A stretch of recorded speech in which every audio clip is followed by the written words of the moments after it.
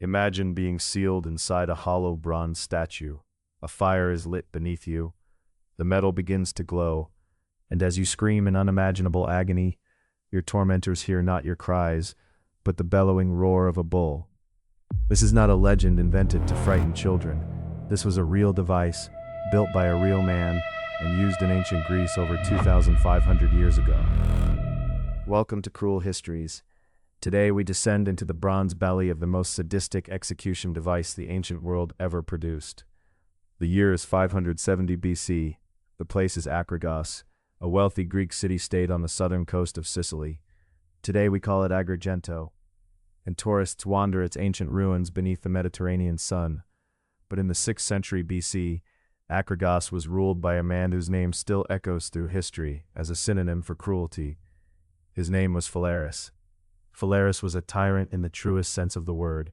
He had seized power through deception, reportedly by being hired to build a temple to Zeus, and then using the construction site to smuggle weapons and overthrow the government.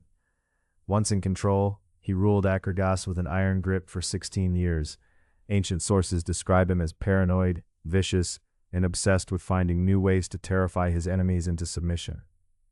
But Phalaris alone did not invent the device that would make him infamous. For that we must meet a man whose name has become a cautionary tale across the centuries, a bronze worker, a craftsman, a creative mind who would become the first victim of his own genius. His name was Perillos of Athens. Perillos was an Athenian metalsmith who traveled to Akragos seeking fortune. He had heard the rumors. Phalaris paid well for instruments of cruelty. Other craftsmen had grown wealthy designing chains, manacles, and torture devices for the tyrant's dungeons. Perillos believed he could outdo them all. According to the ancient Greek satirist Lucian, who wrote about Phalaris in the 2nd century AD, Perillos approached the tyrant with a proposal so monstrous it impressed even Phalaris himself.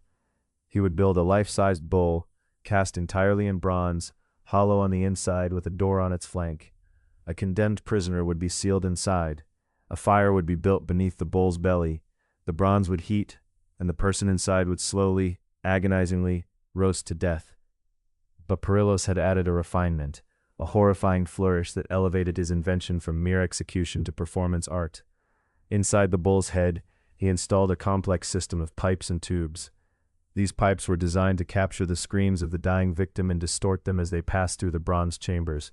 By the time the sound emerged from the bull's flared nostrils and open mouth, it would no longer sound human.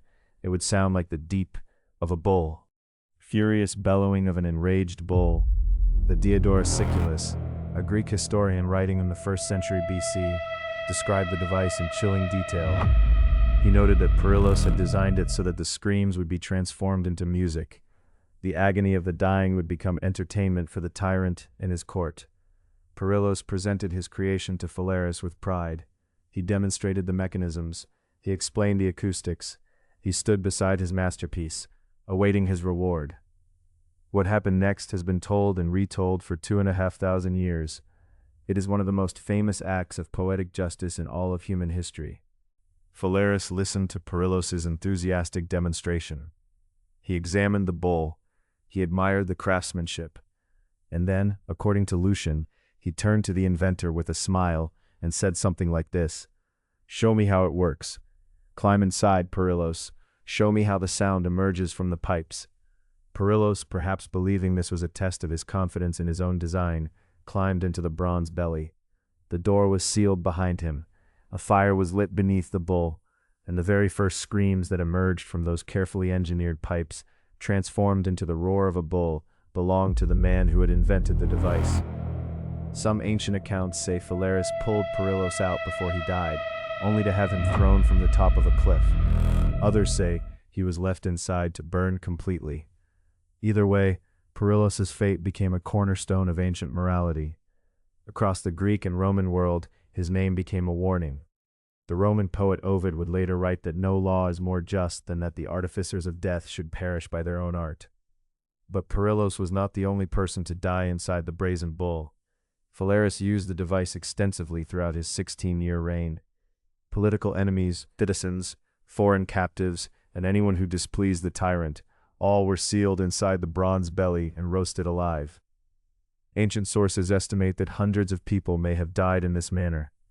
The bull was kept in a public place, where the citizens of Akragas could hear the bellowing whenever Phalaris chose to make an example of someone. The psychological effect on the population was devastating. To live in Akragas was to live under the constant threat of being transformed, slowly and musically, into the voice of a bronze beast. Phalaris also reportedly used the bull for entertainment at banquets. He would invite dignitaries, philosophers, and foreign ambassadors to dinner, and arrange for an execution to take place as a kind of dark performance. Imagine sitting at a feast, wine in hand, as the room fills with the bellowing roar of a man being cooked alive, just meters away. This was the world Phalaris built. Yet there is a strange contradiction at the heart of Phalaris's legacy. Despite his cruelty, some ancient sources also describe him as a patron of the arts. A series of letters supposedly written by Phalaris himself, known as the Epistles of Phalaris, portrayed him as a thoughtful and even philosophical ruler.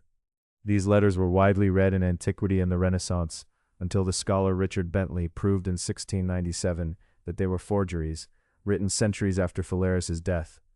The real Phalaris, stripped of literary myth, was exactly what the earliest sources said he was: a monster with a bronze bull.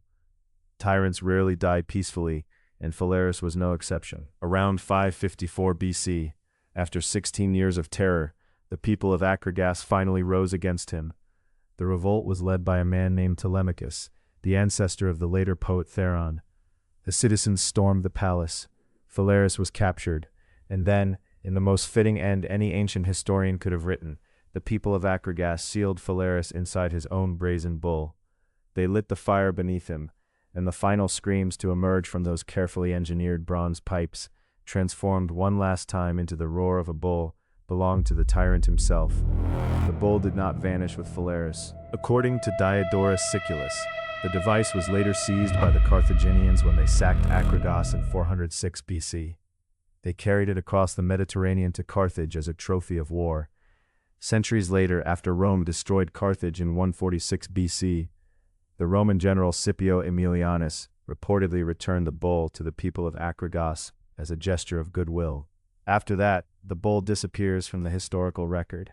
No archaeologist has ever found it. It may have been melted down. It may still lie buried somewhere beneath Sicilian soil. Or it may never have existed quite as the ancient sources described. Modern historians have debated for centuries whether the brazen bull was real or exaggerated. Some scholars argue that the acoustic pipe system described by ancient writers would have been technically impossible for 6th century BC metalworkers. Others point out that the basic concept, a hollow bronze statue heated from below, was entirely feasible with ancient technology. What is certain is that the story of the brazen bull was believed across the ancient world for over 1,000 years. It was cited by Greek philosophers, Roman poets, early Christian martyrs, and medieval theologians. Saint Eustace and Saint Antipas were both reportedly executed in similar bronze bull devices by Roman emperors, suggesting that whether or not Phalaris's original bull existed, the design was copied and reused for centuries. The brazen bull endures because it represents something deeper than just a torture device. It is a story about cruelty, ingenuity, and the moment when an inventor's pride becomes his own undoing. It is a reminder that the worst horrors in history were not random. They were designed, engineered, and refined by human minds seeking reward. Perillos believed he was creating a masterpiece. Phalaris believed he was building a legacy of fear. Both of them ended their lives the same way, sealed inside cold bronze, screaming into pipes that turned their final agony into music. If you enjoyed this descent into the cruelty of the ancient world, please hit that like button. It genuinely helps the channel grow and brings these forgotten histories to more curious minds like yours. And if you want more episodes exploring the darkest corners of human history, from the Tower of London to the torture chambers of the Spanish Inquisition, make sure you subscribe and ring the notification bell so you never miss a story. Tell me in the comments, would you rather face the brazen bull or another method of ancient execution? I read every comment, and your suggestions shape future episodes. Until next time, remember, history is not always written by the victors. Sometimes it is bellowed by the bull. Next week on Cruel Histories, we descend into the Tower of London's most secret cell, a 4-foot cube of stone where prisoners could neither stand, sit, nor lie down. And we meet the only woman ever tortured within those walls, who refused to break, even as her bones dislocated. Subscribe now so you do not miss it.